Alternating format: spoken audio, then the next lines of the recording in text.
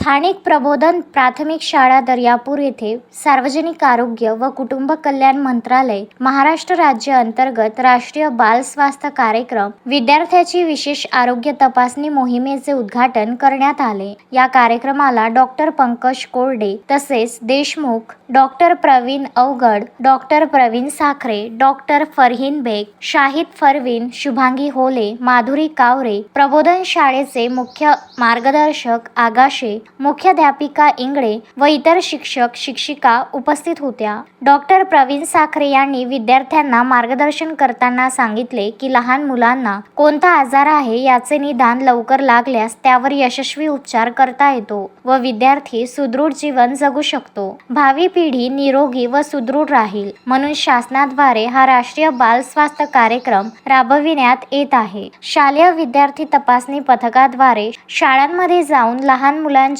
आरोग्य तपासणी मोहीम सुरू आहे आणि विद्यार्थी सुदृढ राहण्यासाठी आहार कोणता घ्यावा असे अनेक आरोग्याच्या दृष्टीने मार्गदर्शन करण्यात आले। संदर्भ सेवेविषयी मार्गदर्शन करण्यात आले। कार्यक्रमाचे सूत्रसंचालन शाहिद फरहीन यांनी केले। राष्ट्रीय बाल स्वास्थ्य कार्यक्रमातील पथकाने विद्यार्थ्यांची आरोग्य तपासणी केली। या कार्यक्रमाच्या यशस्वीतेसाठी शाळेतील शिक्षकांनी सहकार्य केले। गजानन देशमुख, विदर्भ न्यूज, दर्यापूर।